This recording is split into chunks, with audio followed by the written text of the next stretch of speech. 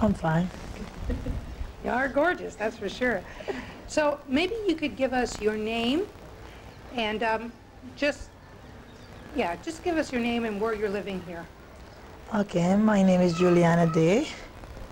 I'm 29 years of age. I'll be 30 June 95. I live in Leclerc, part of Castries. Yeah, that's good. Yeah. Now, Juliana, do you prefer to be called Juliana or Pinky? Either or, it doesn't matter, but Baha'is mostly know me as Juliana. Well, I like that name a lot, so I'm going to call you Juliana. Okay. Juliana, perhaps you could tell us just shortly and colorfully, how is it that you first became acquainted with the Baha'i faith? How old were you and how did you become acquainted with the faith? I first became acquainted with the faith at the age of 12. I was out visiting a few friends in the village of Poale, and there were children's classes going on, which I was very much attracted to. There was one man in particular, which I've always mentioned his name, Tony, which I've been dying to see. That he was part of that class also, and because of the warmth and the love that I saw there at that moment, I kind of stood by and observed, and after I did ask questions. Now, when you went to this class, you started talking about the Baha'i faith, and you realized it was a religion.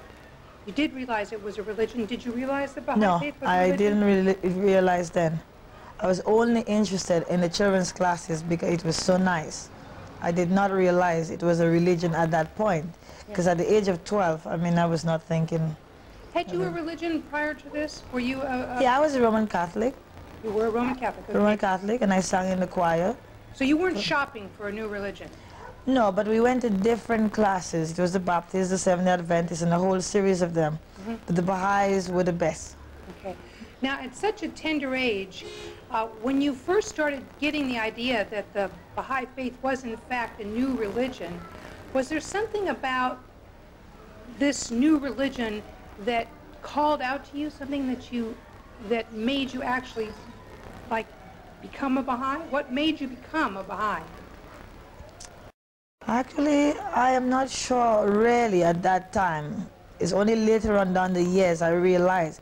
But I remember as a child, when I was 9, I kept on saying at the age of 15, I would like to become a Baptist, to go to some church where, is warm.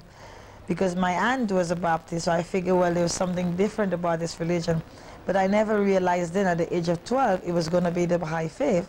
Because by the time I turned 15, I was already a Baha'i. So there was something that I knew that I had to look for at the age of 15. Yeah. Tell me something so that I can combine these questions here together since we're on the subject of the Baha'i faith.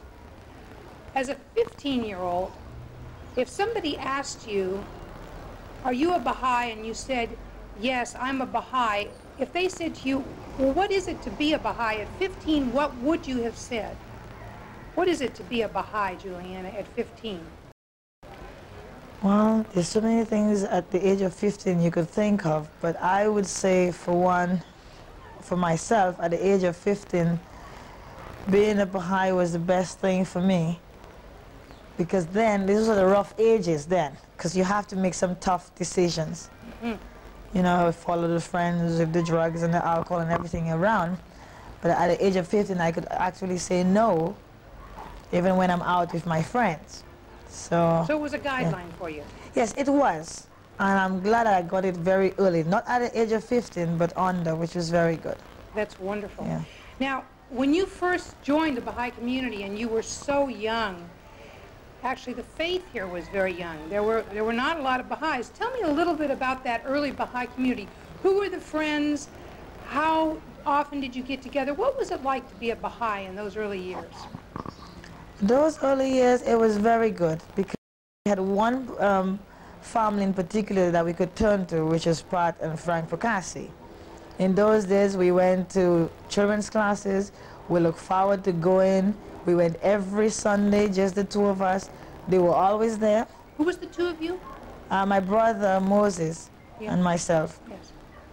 And then my smaller brother, James, joined us later on, and a few cousins. But in those days, we looked forward to going every Sunday. we went to the classes. We never said much, but then we went.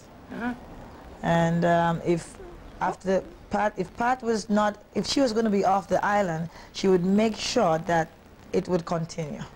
Now, what was it about being in Pat's classes that made you keep coming back instead of just going out like other kids of your age and just hanging out with your friends and, you know, doing whatever it is teenagers do? I mean, you guys were teenagers, right? Yeah.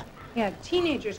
So what was it about Picasse's classes and about what went on there that really kept you coming back?